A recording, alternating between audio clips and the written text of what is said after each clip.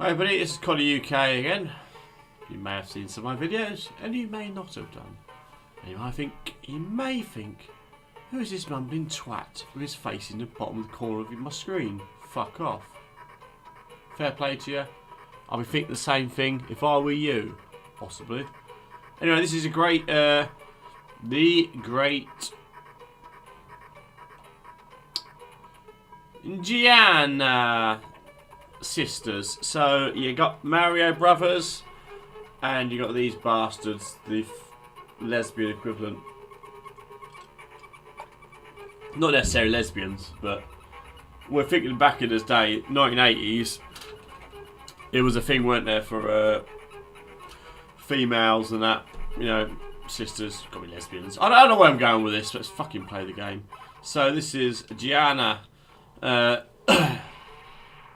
So this is not at all Mario Luigi, even though it looks like it. Famous game, famous for being much like Super Mario. Mario Luigi. I think something comes out of here. There we go. Look. Oh my God, her hair's got messed up. You ought to stick with the video so soon, me lass, me lady. Can I go down there? So basically, there was a whole rigmarole whether this game was a copy of Mario. Super Nintendo, not Super Nintendo, got a bit pissed off. This game is a lot like our Mario game. Methinks thou hast copied us with your female-inspired game. And so copies of the game were removed from stores. La la la la. Was there a lawsuit? Was there not? Who knows? But basically, this game became infamous quite quickly. The original copies of the game fairly well sought after. And basically, level 1 is as much as Mario Kart as you could be, but not as good. I'm not a Mario fan. I hated Mario. My first real experience properly playing Mario, I was briefly on the Game Boy, was actually Super Mario Sunshine, which when I first played it I thought, do you know what, this is childish babyish shit. But when I got into a few levels into the game, and that Delfino Plaza, whatever it was, I fucking got right into that game. And I played and I played and I played and I played, and it got harder and harder and harder and harder. And I bloody enjoyed it. And actually I thought Mario isn't as much of a cunt as I thought it was. And then I played brother, he bought the GameCube. Oh, wankers. We got Super Smash Brothers Melee. And they had Mario characters. You had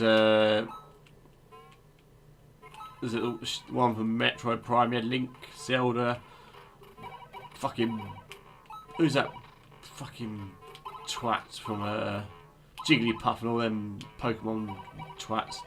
Yeah, and actually that was an alright game. So that was my sort of introduction to Mario.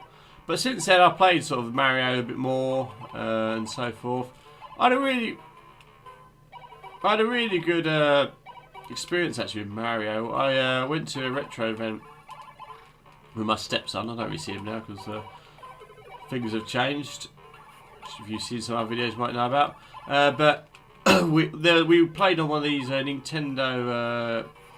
Back in the day, there used to be these Nintendo machines in the arcades where you put, like, say 10p in, and you got like a minute or two to play various Nintendo games. Anyway, there's a free play version of this game available. So, excuse me. And I didn't realise the lad was familiar with this particular. Super Mario was on there for Nintendo anyway. I didn't realise the lad was familiar with the level, but he played it. It was free play, so there's no time limit. And he basically he knew all these cheats and stuff. He went to the top of the screen, he skipped all these things and what have you. And so yeah, he really got into it. And I know on the DS he had a lot of Mario, and he always used to get frustrated playing it, but a lot of people have got a lot of love for Mario. Now, like I say, I'm not particularly one of them, and this is, anyway, a clearly heavily inspired Mario clone. It was quite successful, even though it was removed from the sale. So much so, they released another 2 or 3 games. the legend moved on. Now, I'm a Specky fan, not a Commodore 64 type of guy. Really? I don't know if it's shocker. And so, it was supposed to come out on the old Specky. I can't get that then. But, for various reasons, they thought probably best not release it in case there's another lawsuit or whatever. So it never was released. But this is pretty as close to on the home computer as you can get to Mario.